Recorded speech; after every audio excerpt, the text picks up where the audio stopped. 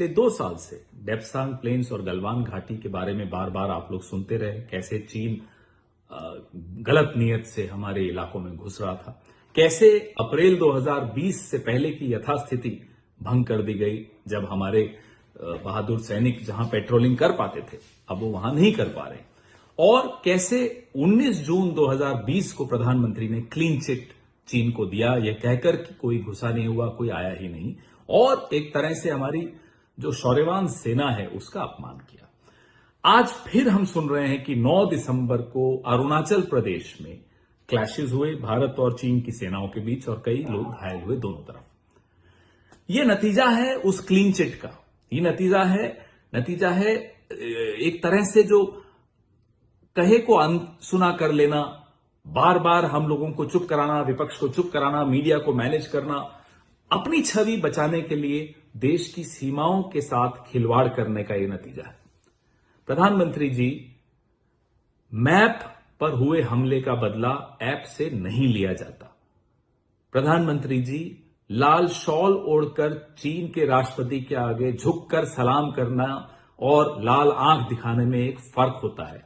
देश अपमानित महसूस करता है जब आप एक दुश्मन देश के राष्ट्रपति के साथ इस तरह से झुककर उसको सलाम करते हैं। चीन के विषय में आपकी नीति पूरी तरह से फेल हो गई है।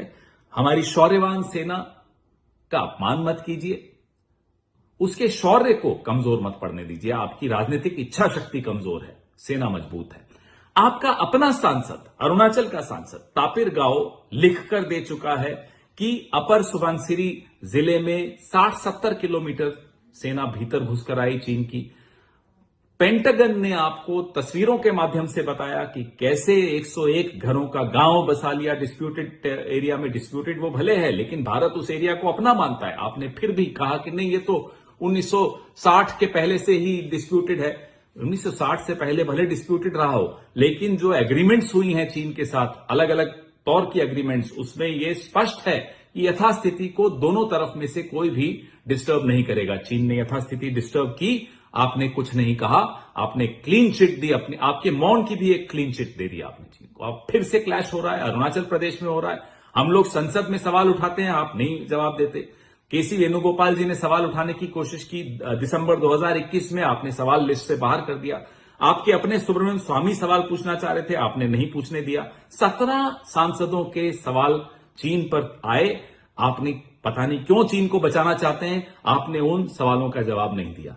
समय आ गया है, चीन की नीति स्पष्ट कीजिए, अलग अलग राजनीतिक दलों को विश्वास में लीजिए और कृपा करके लोगों को ये जवाब दीजिए कि ट्रेड क्यों बढ़ती जा रही है चीन के साथ। ये किस तरह का रिश्ता है आपका चीन के साथ, देश ये जानना चाहता है।